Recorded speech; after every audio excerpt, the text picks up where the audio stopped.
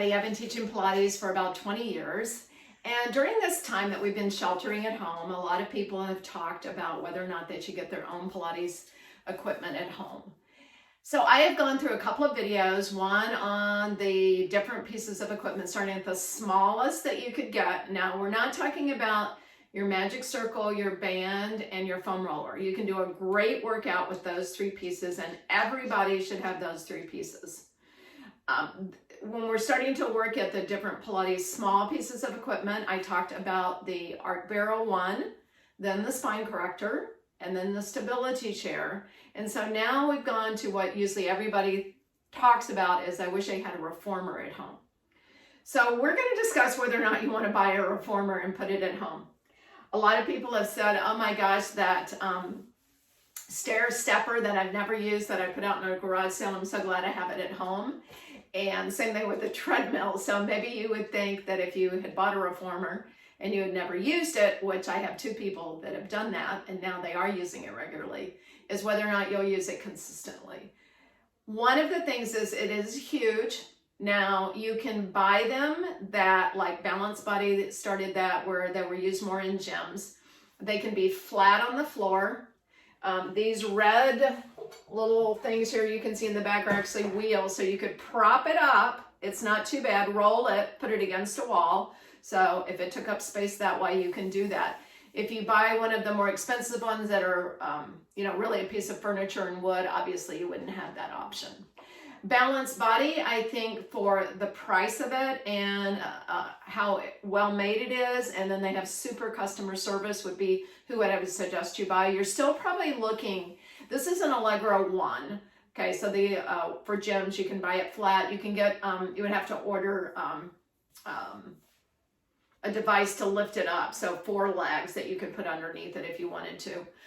You're probably looking at about $2,000, $2,200. If you buy the Allegro 2, you're probably looking more at $3,500. So the foot bar on that one moves the whole length of the reformer. Now, mine has got a tower on the back.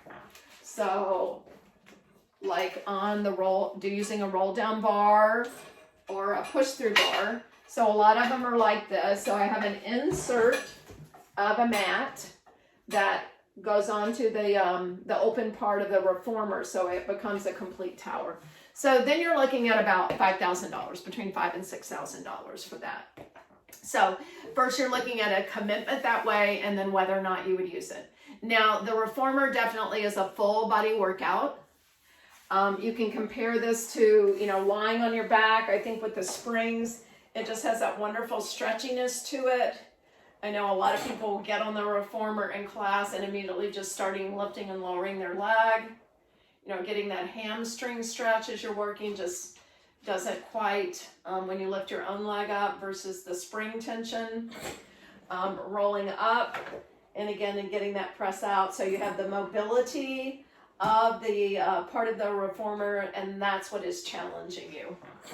And then of course we have the straps. Who doesn't love the straps? So when you're using the straps on the reformer, again, you're getting support for your legs, which I think some of the people didn't realize that's what was happening besides getting a stretch. When they try to lower their legs down without feet in the loops, then they have a harder time. So again, this is probably the thing that everybody, a lot of people miss. This is guiding you through lifting and lowering your legs. Again, the flexibility of the straps, being able to move all over the place so that you can get that stretch in all different directions. You can work in that higher up position of short spine or long spine. And so it certainly is challenging a lot of things and gives you a lot of wonderful stretch. You're getting arm work too, if you haven't worked on the reformer before. You're getting arm work with flexion.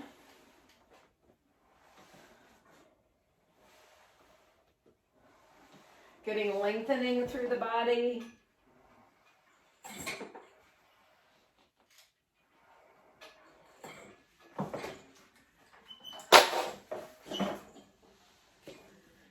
There's a lot of lateral stretching that you can get, again, with the spring tension. You do get to work in a lying down position, a seated position. We do some work that's kneeling with the legs. So pressing out and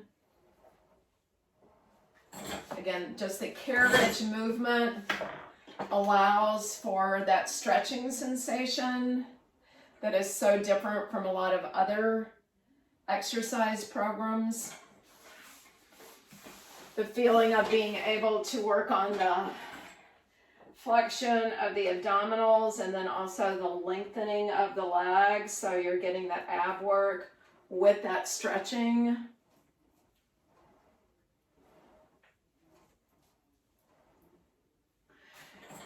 So I guess what you have to decide is whether or not you want to just stick with the small pieces of equipment. Again, everybody should really have that magic circle, that foam roller, and the band. And then the barrel is a really nice option. I guess if you were willing to spend about $1,000 on something, I think the chair is a wonderful piece of equipment to buy. Everybody loves the reformer for sure. And if you have the room for it and you're dedicated to it, and there's lots of videos I have, I'm going to start to do some reformer videos too, but you will get them from whoever you bought them from. And there's also some online services that you can use. It just is a very large piece of equipment. You want a sturdy piece of equipment, so you definitely don't want to get the knockoff that has like bands in it.